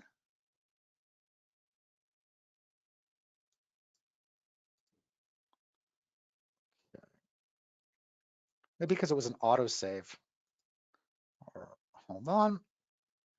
I must have accidentally pressed the quit button, so just bear with me a second. Essentially, what we want to do with the third system that we're creating is we're going to create basically an explosion of just one particle, and that particle is going to cut through the text. And essentially, those particles are going to have a flocking behavior, which is just set to separate, so they appear to be moving away from that 3D shape. Okay. Back up and running. Did you see this example from Harry Frank, Chad? Yeah, yeah, it's gorgeous. I think Yeah. the website is a great place to kind of like look around if you're into the flocking thing, because there are so many really brilliant and innovative uses for these tools. Kind of like what Nate was talking about in the beginning of the month. You know, Yeah. it's it's exciting to see what people come up with, and there's so many different things you could do. Oh, you're back up. I'm gonna stop talking. Yeah. No problem. I totally agree. For some reason, it's just not referencing. It just chose to change its mind and reference something else. So this is interesting. Let me get this back up and running. Hopefully, no one's experiencing the same thing I am right now. Cool. So there's the one layer. Let's go here with the second layer under the particle type set to text and mask, and under the text and mask emitter, set that also to the power. So we have faces and then the outline. Come on, designer. Hopefully I'll be able to show it. Yeah, for some reason, it's just not reading my system. So what I'm going to do is just, thank gosh, I have an end prepared for you guys.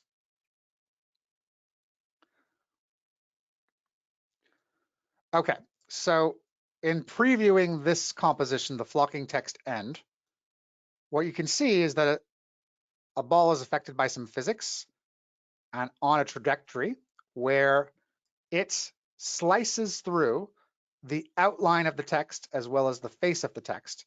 And as it does, based on a flocking value, these particles separate. On top of that, there happen to be a series of emit from parent particles, which are static and only start to show when this slicing occurs. So if we're to take a look at the actual flocking text layer, and we see some of the systems here, let me actually go to system 2 and just show that under our simulations,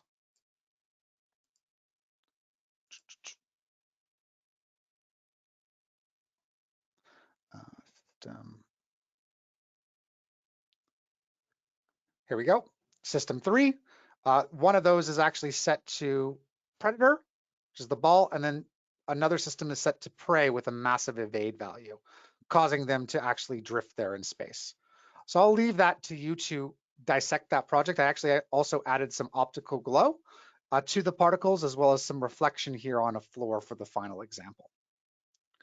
That actually does bring us to have some time with fluids, which probably is going to deserve a little bit of us covering that next week as well, just because of all of the different things that we can do with fluids inside of particular.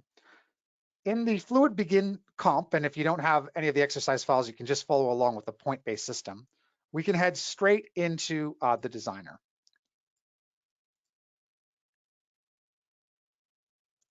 So everyone sees that lovely point-based emission. And before we activate fluids, I think it's important to just note that, again, it's kind of on its own island. Would you say that too, Chad? It doesn't play around with environment values, right? So environment properties are not going to transfer over to fluids. The other thing it doesn't play with is any other simulation. So you were mentioning, Chad, that meander and flocking, you can actually combine the two. You can combine flocking with bounce or meander with bounce. But fluids, it's kind of its own thing. And once you activate fluids, it tries really hard to tell you this. If you've ever worked with going to simulations and just activated enable fluid motion, you're going to be probably disappointed by the first thing that you get if it's a point-based emission. The reason for this is that fluids are going to be best if you have a large volume to emit particles from, as well as a lot of particles. And a point-based emitter is not going to cut it in terms of that emission, which is why we're getting this as the default. So I'm going to deactivate actually the enable fluid motions temporarily. And to best set this up, we're going to head into the primary system, go to emitter type, and under emitter type, let's choose a 3D model.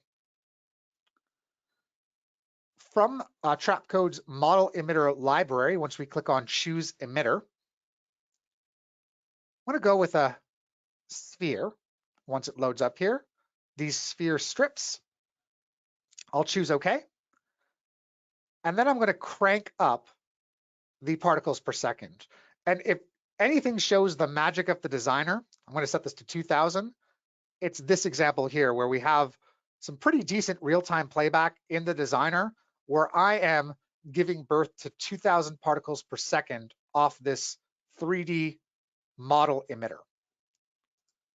Now we don't need to have any velocity, any type of velocity right now. So I'll head to the motion block and just take each of the velocity values and zero those out. And now that we're set up, let's let fluids do its thing. I'm going to head into the simulation block and enable fluids. And all of a sudden, because we have a lot more particles, how is that simulation sitting on you, Chad? Yeah, that's pretty cool. I mean, I do think that the little string could be cool too if you're looking, make like cigarette smoke or some other type of thing. But like this is definitely more sexy potential with the box. Yeah, that's a great point. I've actually seen some really good examples of people using the fluid simulations to create smoke. So that's definitely opens some potential there with the fluid simulations, as long as you can live with it by itself without those environment settings that won't work with this. Mm-hmm. So I'm actually going to take my emitter and go to the emitter type here, and then just move its position to the kind of close to the bottom of the screen. And then once I click on the simulation block again, all of a sudden we get a heads up display, which is showing you which is the force region size. So you might consider this kind of similar to an effector in Cinema 4D. Based on the size here, as well as a buoyancy value, these particles are currently being lifted or affected wherever this force region block is. And of course, it's keyframeable in After Effects. If I took the force relative position and I moved it over to the right, so that it's only on half of this sphere, notice how now only half of these particles are really being influenced by the buoyancy, having those particles float upward. If we want this to be a little bit greater, we can go to that buoyancy value. I'm going to set it to a value of 20. We'll have those lift quite a bit more. Now, the other thing we can do with this force relative position is, of course, increase the size of the force region or decrease it, which is going to affect how many particles are affected there on our sphere. And the other thing we can do is visualize how this force is impacting our particles. I just love this. In fact, if you go to the relative density and set the value to opacity, notice how the particles that are not influenced as greatly by the force region are a lot darker than the other pixels, which are a lot brighter because they're affected by this force region and its relative position. If you don't like the relative density opacity value, you can actually set this to brightness, and it does a slightly different look there to how the particles, showing you how the particles are being influenced by the force. So let's mix this up a bit. First thing I'm going to do is actually go to the size rotation.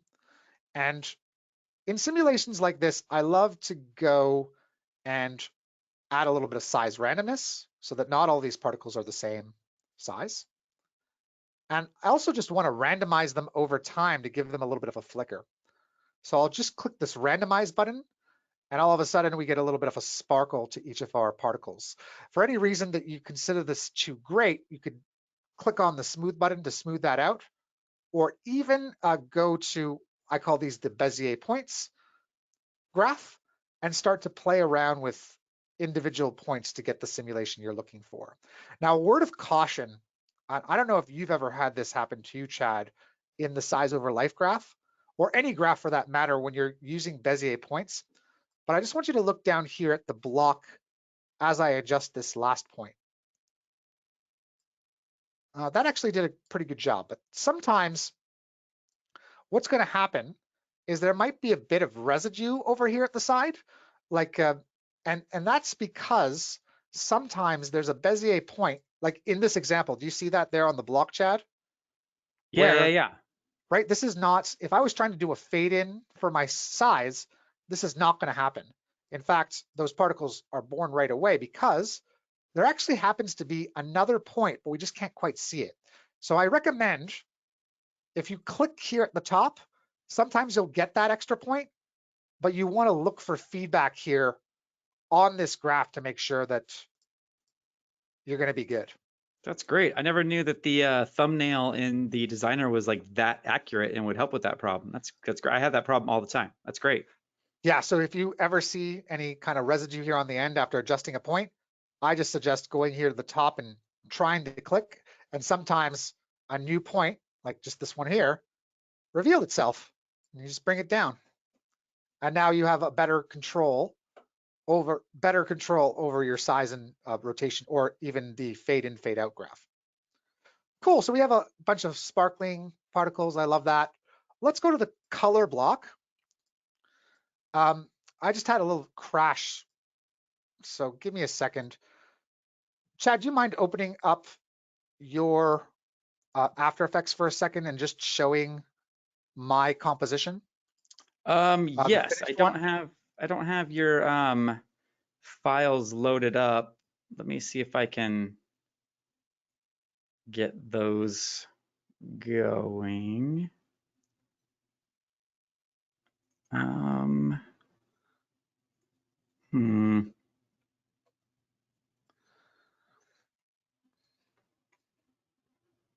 It might be like a photo finish here. No problem. I'm in the process of just loading up After Effects as well. I guess it needed like a water or something and just decided to exit the room, you know, without really letting me know that that's what it wanted to do. Okay, So, I'm up. I got your stuff if you wanted. oh, awesome. Are you, yeah, share your screen for a second here. Okay. Because we can finish off on this example. Perfect. So yeah, if you head into the actual fluids begin finished, I just Okay. want to kind of show where we're going with this for a second. Oh, it's not showing properly on your screen. Okay, I'm Oh yeah, up I and think I running need to. anyways, Okay. so I can show that. Give it back to you. Sweet dude. Okay, here's eventually where we're going, and just wanted to show that to everyone so that we're all on the same page. Can everyone see my screen? Yes. Okay.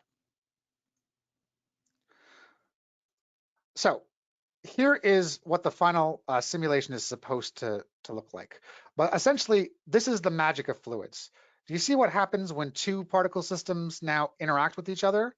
They do have a real interaction, unlike flocking, and it just makes some pretty crazy cool simulations.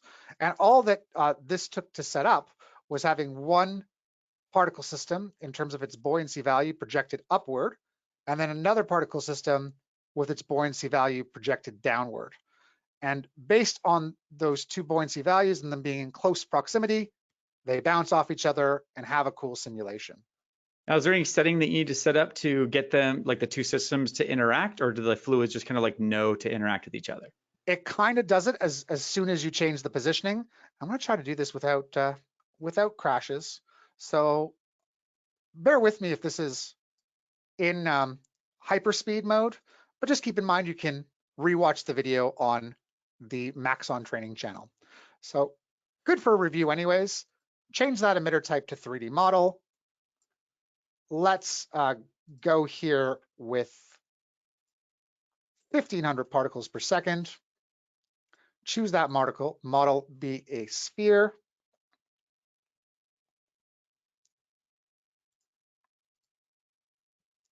Go to the motion block. I'm going to get rid of the velocity values.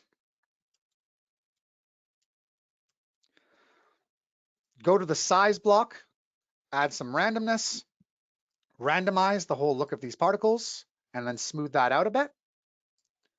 So here are those particles just being born. And what I was going to show was going to the color block and then just reminding that there are block presets in the designer.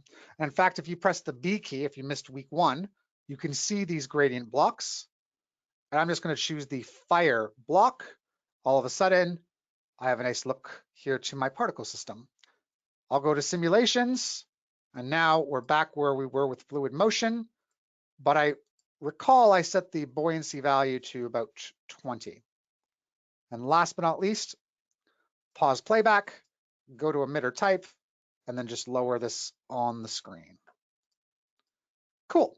So we have those particles lifting up. And yes, the other part to the simulation was the visualize relative density. So here you can see it, even when the force relative size is pretty much encompassing that whole 3D emitter, as these particles get close to the edges, it appears that the force relative block has less of an impact on those particles. So the opacity of them has now changed. Versus brightness, going to give a slightly different look based on the brightness or luminant value of those particles. Sweet. So here we have those particles lifting upward. And one way to set up the simulation, and this is the magic of one option in the designer that's not actually inside of After Effects, and that is to take your primary system and just duplicate it. So now we have 2 systems in the exact same place. And with system 2, just to differentiate it from system 1, I'm going to go to the color block, press B to bring up the block presets, and set that to blue. I'll then, under the emitter type, change the position of the particle system in its Y axes. So I'll set this to a negative value of 960. Now it's at the top of the screen there. And we'll take the simulation and make the buoyancy an actual negative value instead now. So I'm going to set that to negative 60. Okay, so we have a bunch of particles, as you can see, moving downward. It might not be clear for a few reasons.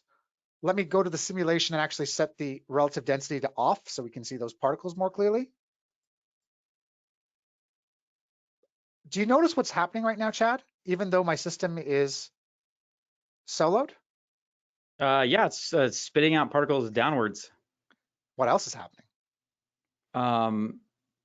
We're Take giving a look. webinar. I don't know. Oh, there's interaction. That wasn't on the screen. Yeah. Now I see it. See that? So it was off, but even with it off, it was still interacting with the primary system.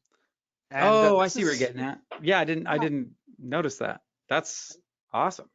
Yeah, it's like the magic of fluids here, right? So we've got your primary system colliding into the secondary system, each with different buoyancy values, and coming together and being friends. The other kind of cool thing, because there's different fluid force behaviors, right? And also ways to apply the force. In fact, you can just apply a fluid force at the start of your project, right? Or you can do it continuously, which gives 2 different types of fluid simulation. So in this case, buoyancy is constantly working on these particles, versus in other cases, you can just do it at the start. And now we have an initial emission. And look what happens there to the next bunch of particles that are being born. Oh, that's interesting. Yeah, they're not really being affected by buoyancy or swirling as much based on the apply force. The other thing you can do is actually add more swirliness to your particles. And to actually add more of a swirl, you want to lower the swirl scale. This happens sometimes also with fractal noise, I find, Chad, like you have to lower the actual scale value to get what you want, because it's just a slightly, at least in my mind, it works in the opposite way that I'm thinking. I want to increase the swirl value to get more swirl, but by decreasing this, you get more swirl scale. And then we can actually introduce some swirl randomness, and all of a sudden, our particles are having a wild party. because each of them has a more random, as you can see, swirl scale value applied to them based on that low swirl scale. I'll just increase that a bit so it's not so aggressive on those two particle systems. The other thing, when you visualize relative density, that's kind of cool. So let me go back to my primary system. We have it set to brightness, is that you have this, these other two values, which are fluid this is only on your primary system, which is fluid viscosity and fluid simulation fidelity. So essentially, this is how viscous the fluids are in terms of how they respond. And you can see with a greater number, they almost seem like this, this type of liquid is a lot more heavy in my mind. And the other value here really has to deal with how accurate the fluid simulation is. The higher the number, the longer the time this simulation is going to take to calculate, while the lower the number is going to give you a much quicker preview / playback but less accurate. So there's your simulation here with those fluids.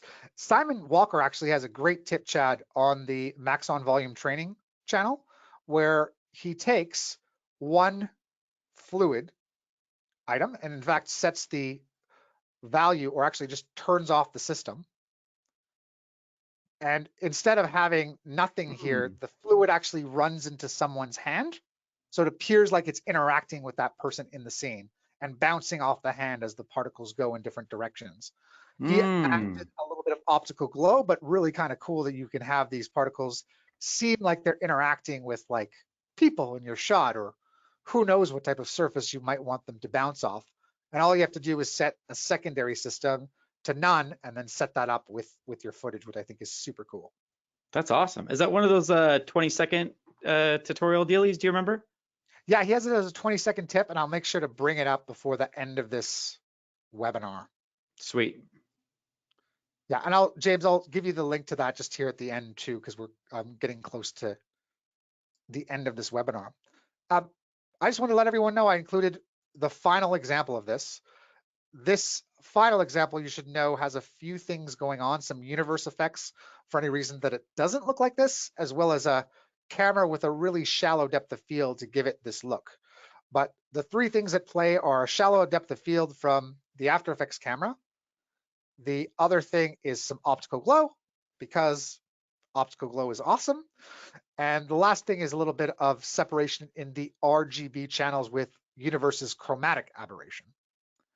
And that combined with the simulation, and by the way, the optical glow itself having different scale values, actually kind of adds this little, almost like appears like it's a really low opacity gradient there in the background.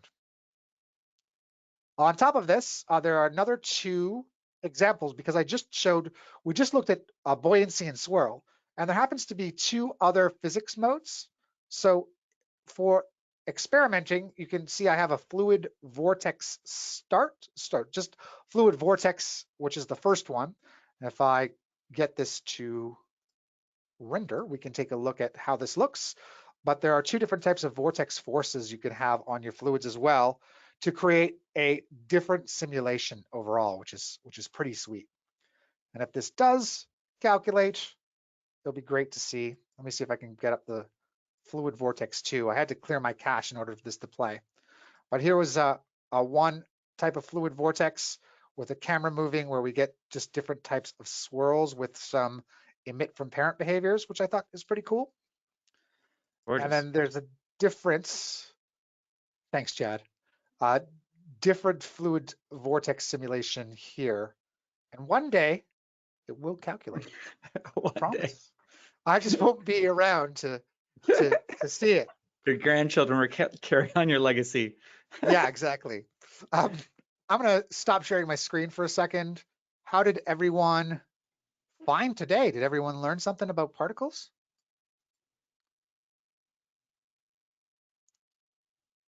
Probably. I'm gonna go on a limb and say they did. Oh, Yes, thanks that everybody. happened. Oh, that's awesome. Thanks, Eric. Thanks, Chris. Thanks, James. Thanks, Leisha. TJ, great. Also, thanks for coming. You know, like these are really fun to do. I love hanging out with Nick and I love digging into this stuff. And we wouldn't be able to do it if y'all didn't show up. So thank you so much for being here. These are awesome for Yeah, me, no, anyways. Speaking for it's. myself only, it's a great experience and it's really fun. I'm just gonna let Chad speak for himself. No, I equally the same. You guys, it's awesome, and I love the energy of this group and being able to do these hands-on and experiment. With the first time that we're doing it, to me, like as someone who's done so much in-class training, Chad, through um, my life as a teacher, instructor in video editing and motion graphics, it's very different to kind of do that on a web base where you can't see or interact with the person's screen. So Hmm. always very curious about what you guys are thinking about how this is going, because this is something that we definitely want to continue. So please let us know. And I'm going to the training channel here just to type in the word fluids. Oh, there we go. So I'm here just on the Maxon volume training page. No, I'm not. That's back in After Why? Effects. Here's the page. The video is called Simulating Interactions in After Effects using Fluid Dynamics in particular. And there's Simon's lovely voice, along with the teal and orange colors, which is very important, right? And for Yes. those of you who wanted the video link, here you can find it on the volume training page. Don't forget that further up in the chat is your ability to check out this hands-on instruction. We'll put it on the channel unlisted. So you'll want to have that link to check out the recording after. We'll put it up a day or so after. And then just a reminder about all of the fantastic other events that are happening at Maxon as the months go on. So check out that Maxon events page as well. Lastly, Chad, I did have this example actually render, this is the other vortex Oh, here with hey. another emit from parent type simulation with some shallow depth of field. It's kind of amazing how those three work really well together. By the way, this is a third resolution, so it does look prettier if you want to attempt full. But yeah, definitely check out some of those fluid simulations included with the project files and available for download. Sweet. So Are then we doing? next week, we'll see everybody hopefully next week. We're going to talk about some Trapcode form stuff, layer maps and form. Today was very particular centric, and next week will be very form centric, which you know I'm a huge fan of. So I've heard you're a huge fan of that, Chad, and also seen potentially the 4 or 5 hours, probably 20 hours worth of videos that you have talked about on the subject. So I'm really excited to do it. It'll be great. thanks, man. Yeah, it should be a lot of fun. So I hope to see all of you back and Awesome. next week. Yeah. Everybody have a great rest of your week and Fridays tomorrow. So thanks so Woo. much, and we'll see you guys next Thursday. Awesome. Take care, everybody. Thank you again. Bye, everybody.